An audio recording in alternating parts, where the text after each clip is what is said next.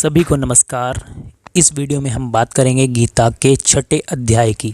पहले 5 अध्यायों की वीडियो बन चुकी है, आप उनको जरूर सुन सकते हैं।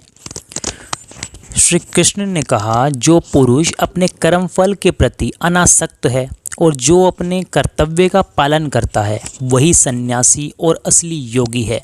वह नहीं जो न तो अग्नि जलाता है और न कर्म करता है। हे पांडुपुत्र, जिसे सन्यास कहते हैं उसे ही तुम योग अर्थात परब्रह्म से युक्त होना जानो, क्योंकि इंद्रिय तृप्ति के लिए इच्छा को त्यागे बिना कोई कभी योगी नहीं हो सकता। जो पुरुष न तो कर्म फलों से घृणा करता है और न कर्म फलों की इच्छा करता है वह नित्य सन्यासी जाना जाता है।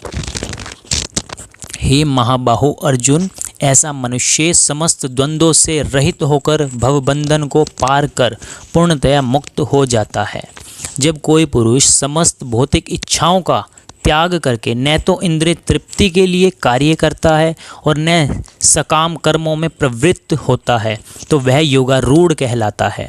मनुष्य को चाहिए कि अपने मन की सहायता से अपना उद्धार करे और अपने को नीचे न गिरने दे। यह मन बुद्धि जीव का मित्र भी है और शत्रु भी है। जिसने मन को जीत लिया है उसके लिए मन सर्वश्रेष्ठ मित्र है, किंतु जो ऐसा नहीं कर पाया इनके लिए मन सबसे बड़ा शत्रु बना रहेगा। जिसने मन को जीत लिया है उसने पहले ही परमात्मा को प्राप्त कर लिया है, क्योंकि उसने शांति प्राप्त कर ली है। ऐसे पुरुष के लिए सुख दुख, सर्दी गर्मी एवं मान सम्मान अपमान एक से एक सभी एक समान है। जो योगी ज्ञान और विज्ञान से तृप्त हैं, जो विकार रहित और जितेंद्रिय हैं, जिसको मिट्टी पाषाण और कंचन समान लगता है, वह परमात्मा से युक्त कहलाता है। जब मनुष्य निष्कपट हितैषियों, प्रिय मित्रों, तटस्थों, मध्यस्थों, ईर्ष्यालुओं, शत्रुओं तथा मित्रों, पुण्यात्माओं एवं पापियों को समान भाव से देखता है तो वह और भी उन्नत माना जाता है। योगी को चाहिए कि वह सदैव अपने शरीर, मन तथा आत्मा को परमेश्वर में लगाए, एकांत स्थान में रहे और बड़ी सावधानी के साथ अपने मन को वश में करे। उसे समस्त आकांक्षाओं तथा संग्रह भाव से मुक्त होना चाहिए। योगाभ्यास के लिए योगी एकांत स्थान में जाकर भूमि पर कुशा बिछा दे और फिर उसे मृगछाला से ढके तथा ऊपर से मुलायम वस्त्र बिछा दे। आसन न तो बहुत ऊंचा हो और न बहुत नीचा, यह पवित्र स्थान में स्थित हो। योगी को चाहिए कि इस पर दृढ़तापूर्वक बैठ जाए और मन, इंद्रियों तथा कर्मों को वश में करते हुए तथा मन को एक बिंदु पर स्थित करके हृदय को शुद्ध करने के लिए योगाभ्यास करे। काया, सिर और गले को समान एवं अचल धारण करके और स्थिर होकर अपनी नासिका के अग्रभाग पर दृष्टि जमाकर अन्य दिशाओं को न देखता हुआ साधक को प्रशांत अंतःकरण, निर्भय और ब्रह्मचर्य व्रत में स्थित होकर मन को संयमित करके चित्त को मुझ में लगाकर मुझे ही परम लक्ष्य समझकर बैठना चाहिए। इस प्रकार शरीर, मन तथा कर्म में निरंतर संयम का अभ्यास करते हुए संयमित मन वाले योगी को इस भौतिक अस्तित्व की समाप्ति पर भगवत धाम की प्राप्ति होती है। हे अर्जुन, जो अधिक खाता है या बहुत कम खाता है, जो अधिक सोता है अथवा जो पर्याप्त नहीं सोता, उसके योगी बनने की कोई संभावना नहीं है। जो खाने, सोने, आमोद प्रमोद तथा काम करने की आदतों में नियमित रहता है वह योगाभ्यास द्वारा समस्त भौतिक क्लेशों को नष्ट कर सकता है।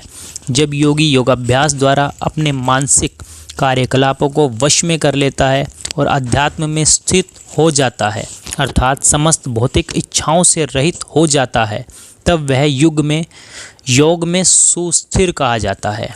जिस प्रकार वायु रहित स्थान में दीपक हिलता डुलता नहीं, उसी तरह योगी का मन वश में होता है। वह आत्म तत्व के ध्यान में सदैव स्थिर रहता है।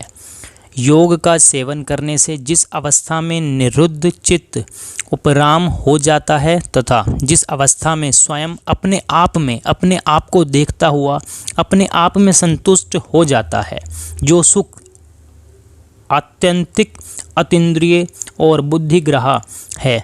उस सुख का जिस अवस्था में अनुभव करता है और जिस सुख में स्थित हुआ यह ध्यान योगी फिर कभी तत्व से विचलित नहीं होता। जिस लाभ की प्राप्ति होने पर उससे अधिक कोई दूसरा लाभ उसके मन में नहीं आता, जिसमें स्थित होने पर वह बड़े भारी दुख से भी विचलित नहीं होता। दुख के संयोग से वियोग है, उसी को योग नाम से जानना चाहिए। वह योग जिस ध्यान योग लक्ष्य है, उस ध्यान योग का अभ्यास न उकताए हुए चित्त से निश्चय पूर्वक करना चाहिए।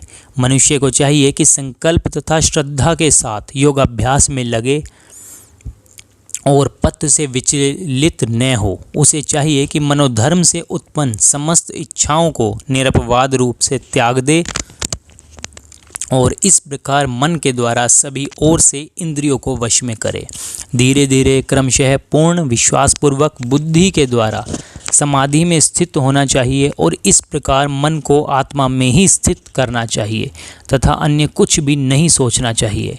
मन अपनी चंचलता तथा अस्थिरता के कारण जहाँ कहीं भी विचरण करता हो, मनुष्य को चाहिए कि उसे वहाँ से खींचे और अपने वश में लाए।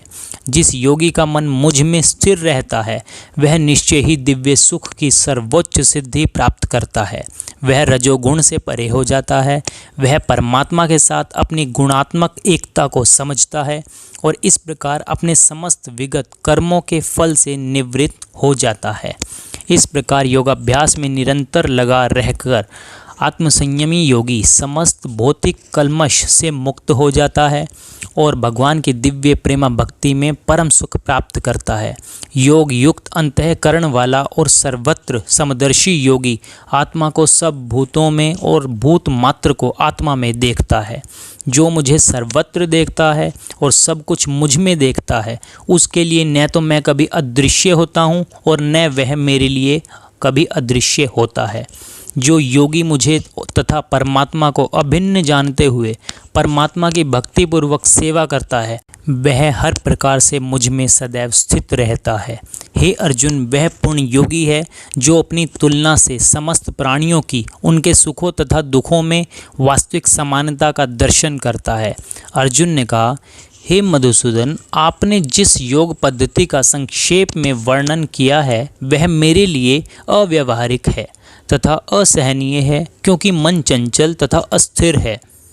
हे कृष्ण, क्योंकि मन चंचल, अस्थिर, उच्छृंखल, हठीला तथा अत्यंत बलवान है, अतः मुझे इसे वश में करना वायु को वश में करने से भी अधिक कठिन लगता है। भगवान श्री कृष्ण ने कहा, हे महाबाहु कुंती पुत्र, निसंदेह चंचल मन को वश में करना अत्यंत कठिन है, किंतु उपयुक्त अभ्यास द्वारा तथा विरक्ति द्वारा ऐसा संभव है। जिसका मन चंचल है उसके लिए आत्म साक्षात्कार कठिन कार्य होता है, किंतु जिसका मन संयमित है और जो समुचित उपाय करता है उसकी सफलता ध्रुव है, ऐसा मेरा मत है। अर्जुन ने कहा, हे कृष्ण, उस असफल योगी की गति क्या है जो प्रारंभ में श्रद्धापूर्वक आत्म साक्षात्कार की विधि ग्रहण करता है, किंतु बाद में भौतिकता के कारण उससे विचलित हो जाता है और योग सिद्धि को प्राप्त नहीं कर पाता। हे महाबाहु कृष्ण, क्या ब्रह्म प्राप्ति के मार्ग से भ्रष्ट ऐसा व्यक्ति आध्यात्मिक तथा भौतिक दोनों ही सफलताओं से वंचित रह जाता है और छिन्न भिन्न बादल की भांति विनष्ट नहीं हो जाता, जिसके फलस्वरूप उसके लिए किसी लोक में कोई स्थान नहीं रहता? हे कृष्ण, यही मेरा संदेह है और मैं आपसे इसे पूर्णतया दूर करने की प्रार्थना कर रहा हूँ। आपके अतिरिक्त अन्य कोई ऐसा नहीं है जो इस संदेह को नष्ट कर सके। श्री भगवान ने कहा, हे पृथा पुत्र, कल्याण कार्यों में निरत योगी का न तो इस लोक में और न परलोक में ही विनाश होता है। हे मित्र, भलाई करने वाला कभी बुरे से पराजित नहीं होता। असफल योगी पवित्र आत्माओं के लोकों में अनेकानेक वर्षों तक भोग करने के बाद या तो सदाचारी पुरुषों के परिवार में या कि धनधानों के कुल में जन्म लेता है अथवा यदि दीर्घ काल तक योग करने के बाद असफल रहे तो वह ऐसे योगियों के कुल में जन्म लेता है जो अति बुद्धिमान है। निश्चय ही इस संसार में ऐसा जन्म दुर्लभ है। हे कुरुनंदन, ऐसा जन्म पाकर वह अपने पूर्व जन्म की देवी चेतना को पुनः प्राप्त करता है और पूर्ण सफलता प्राप्त करने के उद्देश्य से वह आगे उन्नति करने का प्रयास करता है। अपने पूर्व जन्म की देवी चेतना से वह न चाहते हुए भी स्वतः योग के नियमों की ओर आकर्षित होता है। ऐसा जिज्ञासु योगी शास्त्रों के अनुष्ठानों से परे स्थित होता है और जब योगी कल्मश से शुद्ध होकर सच्ची निष्ठा से आगे प्रगति करने का प्रयास करता है तो अंतगो तत्वा अनेकानेक जन्मों के अभ्यास के बाद सिद्धि लाभ करके वह परम गंतव्य को प्राप्त होता है। योगी पुरुष तपस्वी से, ज्ञानी से तथा सकाम कर्मी से बढ़कर होता है। अतः हे अर्जुन, तुम सभी प्रकार से योगी बनो और समस्त योगियों में से जो योगी अत्यंत श्रद्धापूर्वक मेरे परायण है, अपने अंतःकरण में मेरे विषय में सोचता है और मेरी दिव्य प्रेमा भक्ति करता है, वह योग में मुझ में परम अंतरंग रूप में युक्त रहता है और सबों में सर्वोच्च है। तो आपने इस वीडियो में सुना गीता का 6वां अध्याय। मुझे आशा है आपको वीडियो पसंद आई होगी। ज़रूर लाइक करें, शेयर करें। अगर आपको कोई प्रश्न है तो ज़रूर कमेंट करें। इसी टाइप की अगर आप और वीडियोस चाहते हैं तो चैनल को सब्सक्राइब करें, बेल आइकन प्रेस करें। धन्यवाद।